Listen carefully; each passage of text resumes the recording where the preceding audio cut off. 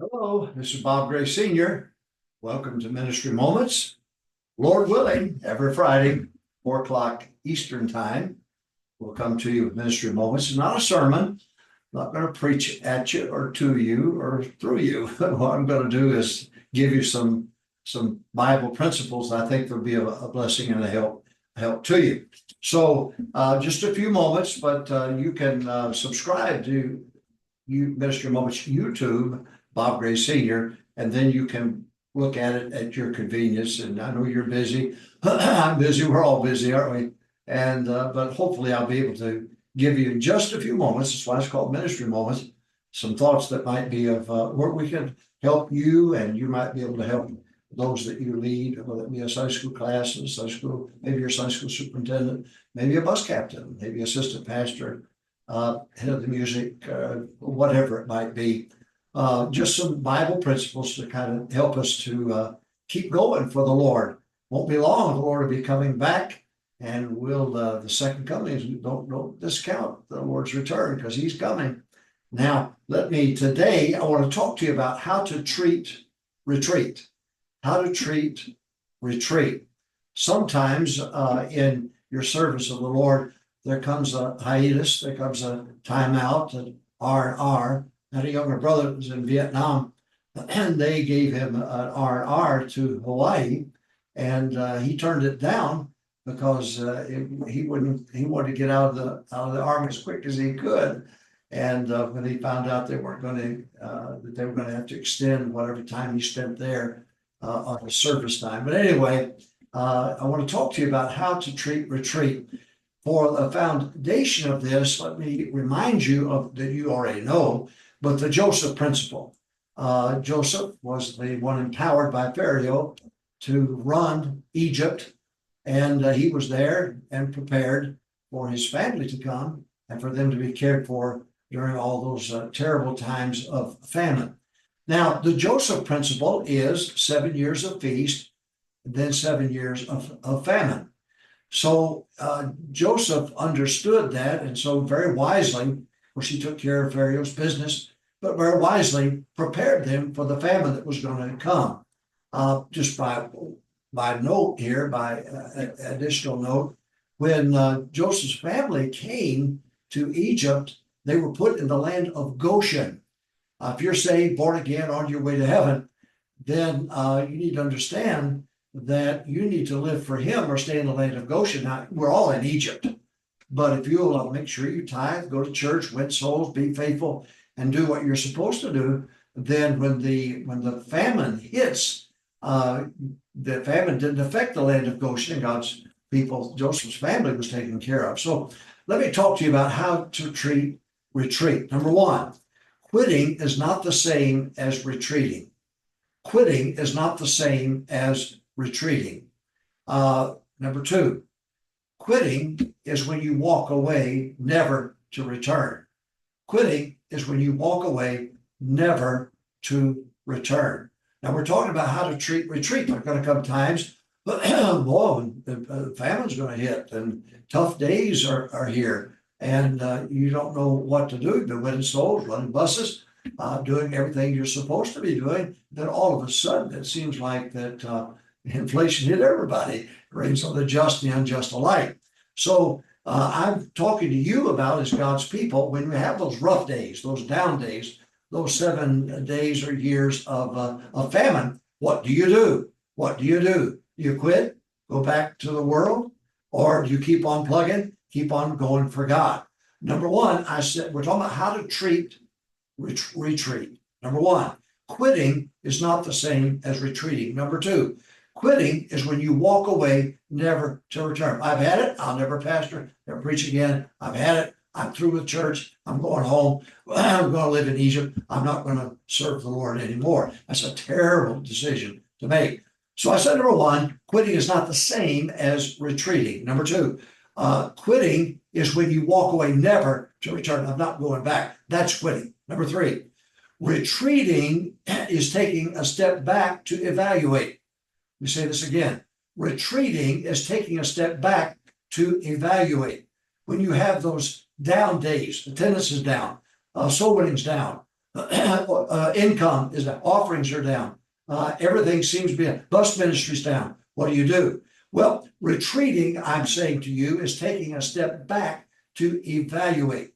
Take another look at what's going on.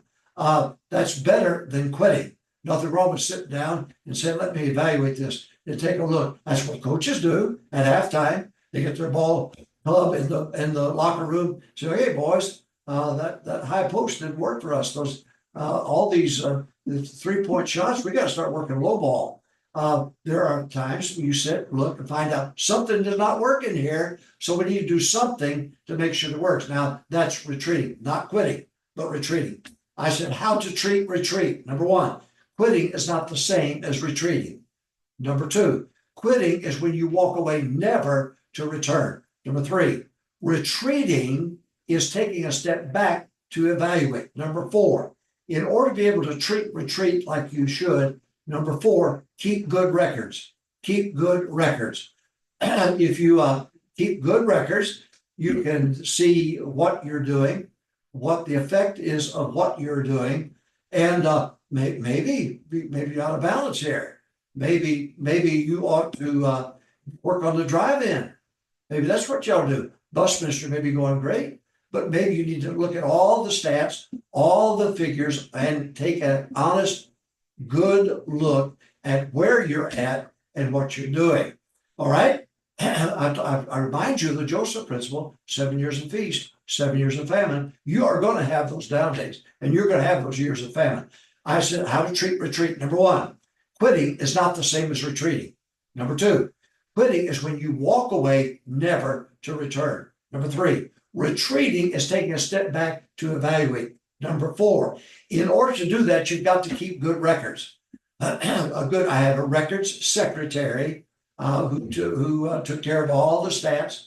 And if I wanted to know about a particular ministry, I could go to her and take a look at the statistics. All right. And we're talking about how to treat retreat. Now, don't forget, you'll have 7 years of feast and 7 years of famine. It's going to happen. It's going to rain on the just and the unjust alike, and you're going to have moments like that. I said, number one, quitting is not the same as retreating. Number two, quitting is when you walk away never to return. Number three, got my microphone over here. I can't believe I did that. I did it again. I told myself last time, I said, don't do that. Make sure you got that microphone, and then turn right around. And lo and behold, I've got to retreat. All right. Number one, quitting is not the same as retreating. Number two, can you hear me now? Number two, quitting is when you walk away never to return. Number three, retreating is taking a step back to evaluate. Number four, in order to do that, you've got to keep good records. I had a record secretary, and if I wanted to, and I had a big clipboard, and I had the entire year in front of me, 52 lines and a vertical like that. And then horizontal, I would have the Sunday school lesson, the Sunday morning sermon, the Sunday night sermon, the offerings, the bus attendance, and so on and so forth. So I had a complete record of the entire year before me to help me to decide, oh, maybe I didn't teach as much on prayer as I should have. Maybe I didn't talk enough about finances as I should have, or soul winning, or holiness, or righteousness, or studying the scriptures, quiet time, and so on. So I knew what I had done the year before, and I saw my weaknesses, and I wanted to make sure I strengthened those lows and weaknesses the following year. Did you get that? All right. Joseph principle, 7 years feast, 7 years famine. It's going to happen. It's going to happen. So you be prepared for it. We're talking about how to treat retreat. Number one, quitting is not the same as retreating. Number two, quitting is when you walk away never to return. Don't want to do that. Number three, retreating is taking a step back to evaluate.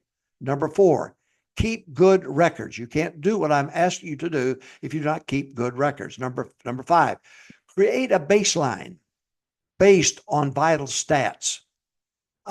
Create a baseline based on vital stats. For example, I knew the car count every week. I knew the men count, how many men are in the pews. I had that count. I had 12 section lower floor, 10 section of balcony.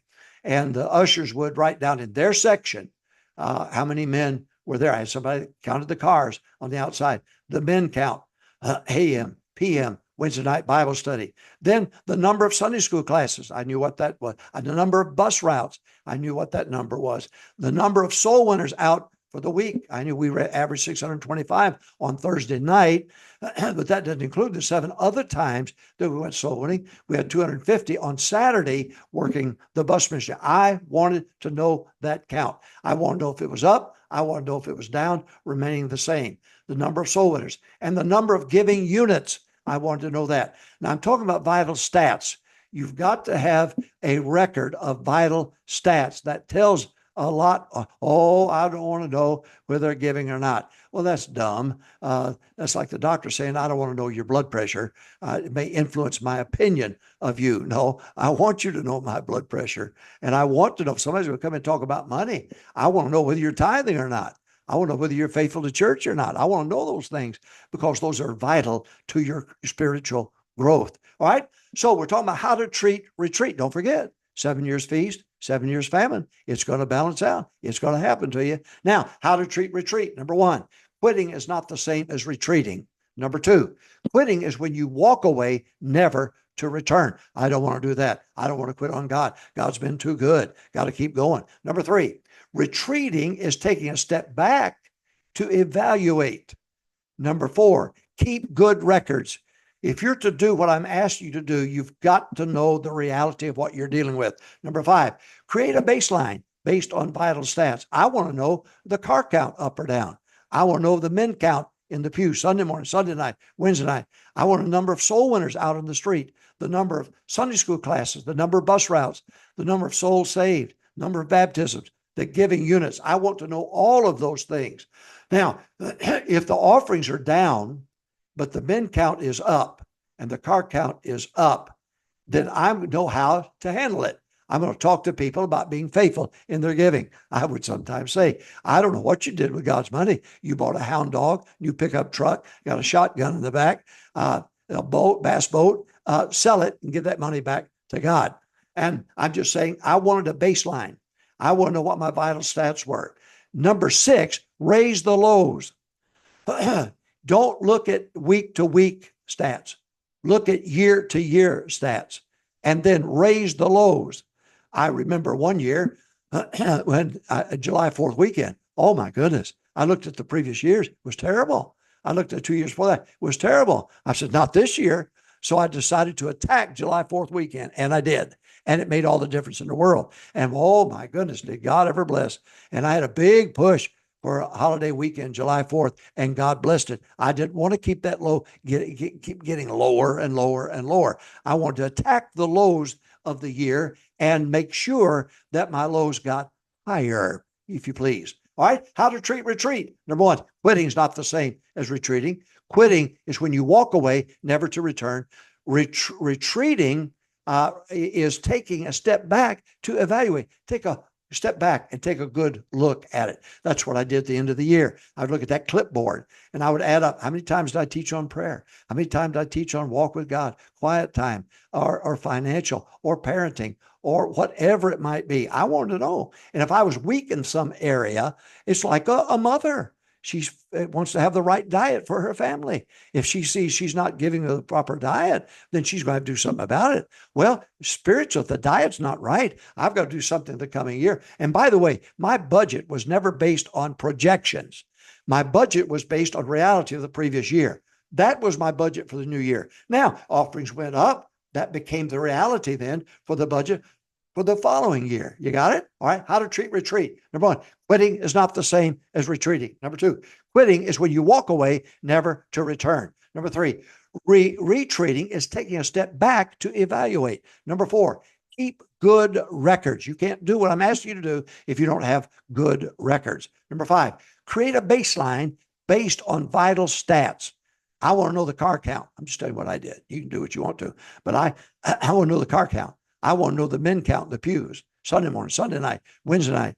I wanted to know the number of soul winners, number of souls saved, number of Sunday school classes, number of bus routes, number of soul winners out, and the giving units. Number 6, raise the lows.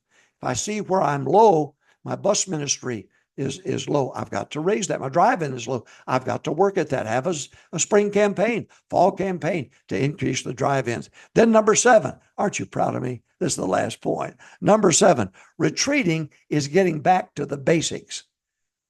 Retreating is getting back to the basics. Take a step back, take a look at the year, take a look at the vital stats, and then take a good look at it and say, okay, I've got to make sure the fundamentals are there. Vince Lombardi, the Green Bay Packers, were world champions. And Vince Lombardi asked him what the secret was. He said, well, the secret is the fundamentals. Teach them how to block, how to tackle, and so on. And never get away from the fundamentals. When you do, you get yourself in trouble. The New York Mets, I think it was 69, the Miracle Mets. Don't hold me that date, but I think it was 69. And their coach wouldn't let the press on the field at the beginning of the season. And so they were not allowed. He was going to talk to the team. They weren't allowed. He stood on home plate. The whole crowd followed him as he went to first base. He stood there on first base, talked to the team. Then he walked all the way to second base and talked to the team and lectured them. No, press was not there. Then he moved as he was talking to them. He moved down to third base, stood on third base, and then talked to them. Then he walked all the way to the home plate, stood there and talked to them. After it was over, they asked some of the players, well, what was the speech? What did he give you? What was the rah-rah he was giving you? And one guy laughed. He said to us, fellas, this is home plate. Now, our object here is to get to first base. He got to first base. He said, now our object is to get to second base. We got to second base. Then he said, now, fellas, the next thing is we've got to get to third base if we're going to have a winning season. And then he walked them all the way home. And he said, every time we touch that plate, we score a run. If we score more than the opponents do, then guess what? We win the game. And guess what, boys? You get to keep your job, and I get to keep my job. Fundamentals. You can't get away from the fundamentals. I'm talking about how to retreat. I hope it's been a blessing. Ministry Moments, subscribe. If you've not done so, please do so. And make sure that if you can't watch it at 4:00 Eastern time on Friday, then go back and look at it when you have time. Ministry Moments, solvechurchproblems.com, another place to go. Go to your favorite podcast provider to get Ministry Moments. And I hope you learned something. I hope it was a blessing to you. And God bless you. Now, tomorrow, soul winning, you make sure you get out there and win souls. Get ready for Sunday. God bless you. Have a great weekend.